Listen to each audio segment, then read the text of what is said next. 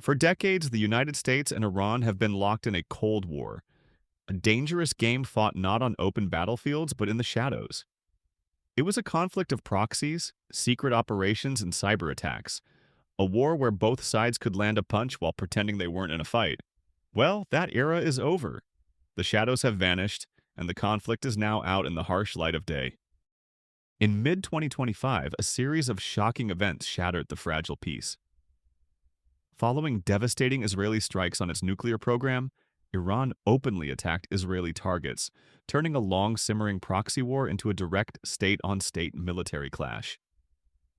Now, with American carrier strike groups steaming towards the Persian Gulf and the entire region on a knife's edge, the world is holding its breath. Are we about to witness the start of a full-scale war between the United States and Iran? Let's break down what brought us to the brink, analyze the strategies of both nations, and explore what could happen next. Section 1. The Spark, an Unprecedented Strike. The chain reaction began on June 13, 2025. In a dramatic and unprecedented move, Israel launched a massive multi-wave assault on Iranian soil. This wasn't another quiet act of sabotage or a single targeted strike. It was a huge operation involving dozens of aircraft aimed at the crown jewels of Iran's strategic power, its nuclear sites, ballistic missile facilities, and the command centers of the Islamic Revolutionary Guard Corps, IRGC. For years, Israel has seen Iran's nuclear ambitions as a threat to its very existence. While previous clandestine operations allegedly took out key Iranian scientists and commanders, this attack was a fundamental shift in strategy. The goal was clear: cripple Iran's ability to develop a nuclear weapon and weaken its power across the region. The attacks were extensive, hitting not just buildings but also senior military and scientific personnel. The aftermath was chaotic, with reports of significant damage to Iran's most sensitive programs and hundreds of casualties. This was a deliberate roll of the dice by Israel, and it was a move that demanded a response. Section 2. Iran's Fury, the Retaliation. Tehran's answer came swiftly. Stung by the brazen assault, Iran unleashed its own fury. This time, the attack didn't come from its usual network of proxies like Hezbollah or Hamas. This time, the attack came from Iran itself. Starting on June 14th, Iran launched waves of ballistic missiles and attack drones directly at Israeli cities. It was a historic moment. For the first time, Iran had attacked Israel from its own territory, crossing a red line that had held for decades. Air raid sirens blared across Israel as its famous Iron Dome and other air defense systems were pushed to their limits. While most of the incoming rockets were intercepted, some got through. Cities like Ashdod and areas near Haifa reported impacts, causing property damage and, tragically, civilian deaths and injuries. The shadow war had officially turned hot, and the risk of a wider regional war soared. Section 3. America enters the fray. For a week, the world watched as Israel and Iran exchanged blows. Then, the conflict's most powerful player stepped onto the field. While not firing its own shots, the United States made its position crystal clear. On June 21st, the White House slammed the door on any remaining diplomatic talks and threw its full political and military weight behind Israel. This wasn't just talk. The U.S. provided critical intelligence support to Israel and began a massive surge of its own military forces to the region to deter further Iranian escalation. Though there was no public confirmation of American bombs being dropped, the threat was implicit. Speculation grew that the U.S. might deploy its most powerful conventional weapon, the GBU-57 bunker buster bomb, delivered by B-2 stealth bombers, to finish off any deeply buried nuclear sites if necessary. This act marked a critical turning point. It was no longer just an Israeli-Iranian fight. It was now a direct confrontation between the United States and Iran, two nations in an undeclared state of war. Section 4. The Shadow War is over. To really get how serious this is, you have to understand what the Shadow War was. The hostility between Iran and the West goes all the way back to the 1979 Islamic Revolution. The new regime in Tehran branded the U.S. the Great Satan and Israel the Little Satan, and set out to challenge their influence across the Middle East.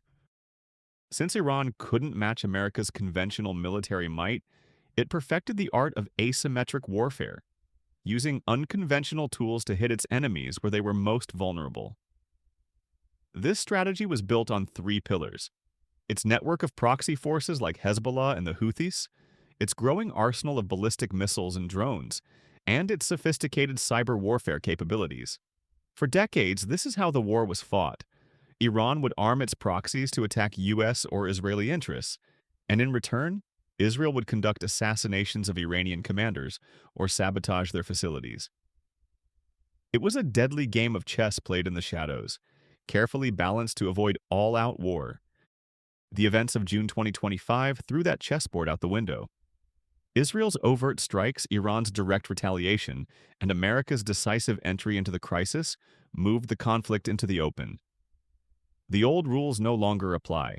A dangerous new chapter has begun. The situation is changing by the hour, and understanding the military power and goals of each side is more important than ever. If you're getting value from this breakdown, do us a favor and subscribe to the channel and hit that notification bell. We'll be tracking this conflict closely to help you make sense of it all. Section 5, the chessboard, military posturing. With open hostilities underway, a massive military buildup has turned the Middle East into one of the most heavily armed regions on the planet. The United States is flexing its incredible power. Estimates suggest there are now around 40,000 U.S. troops in the region. The Pentagon has rushed in more air and naval assets, including advanced F-22 and F-35 stealth fighters.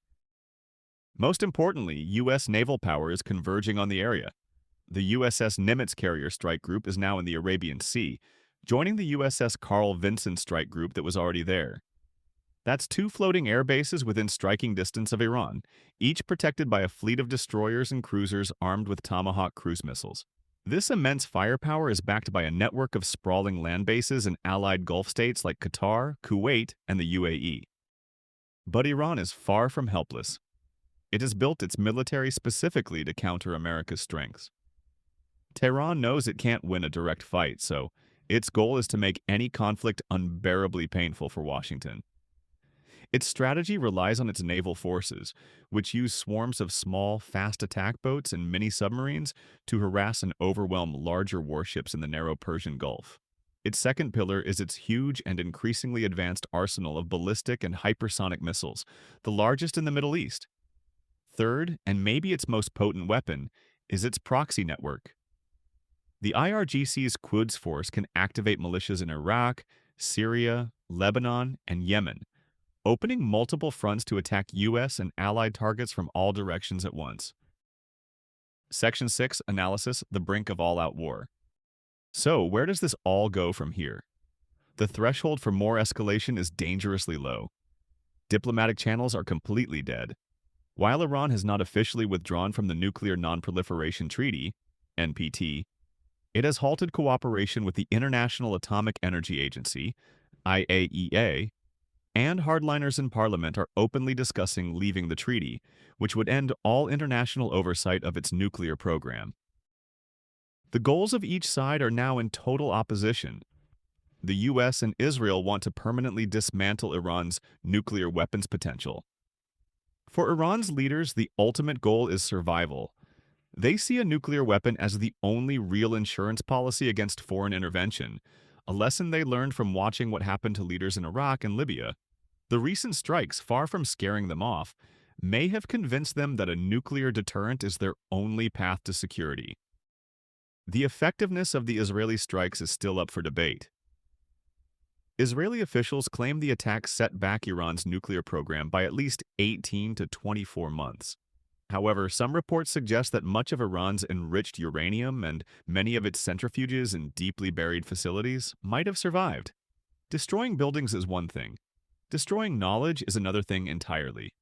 De-escalation seems nearly impossible, as both sides are locked in a dangerous standoff with completely opposed demands. Section 7, the fallout, global consequences. The shockwaves from this conflict are spreading far beyond the Middle East, threatening major global instability. The most immediate impact is on the world economy. The Strait of Hormuz, a narrow waterway partly controlled by Iran, is the world's most vital oil choke point. About 20% of the world's daily oil supply passes through it. Even minor disruptions, like harassing tankers or laying mines, could send oil prices skyrocketing. Analysts warn that a long-term conflict could push oil over $100 or even $130 a barrel, sparking a global recession. Regionally, the conflict is a nightmare for Gulf Arab states like Saudi Arabia and the UAE, which host major U.S. military bases and could become targets for Iranian retaliation. The fighting has already caused heavy civilian casualties in both Iran and Israel, creating a humanitarian crisis that could easily spill across borders. For the United States, there's the huge risk of being dragged into another bloody and expensive war in the Middle East, draining resources and attention from other global challenges. The final outcome is uncertain, but the costs are guaranteed to be immense. The United States and Iran have moved past their decades-long shadow war and into a direct military confrontation. The strikes and counterstrikes of mid-2025 have shattered the old rules, leaving behind a volatile and unpredictable crisis. Diplomatic off-ramps are all but closed, and the risk of a miscalculation leading to a full-scale regional war has never been higher. A fragile ceasefire is holding for now, but the tensions that lit this fire are far from resolved. The Middle East and the world is standing at a precipice, staring into an abyss of uncertainty. What do you think happens next? Is a wider, more devastating war now inevitable? Let us know your thoughts in the comments below.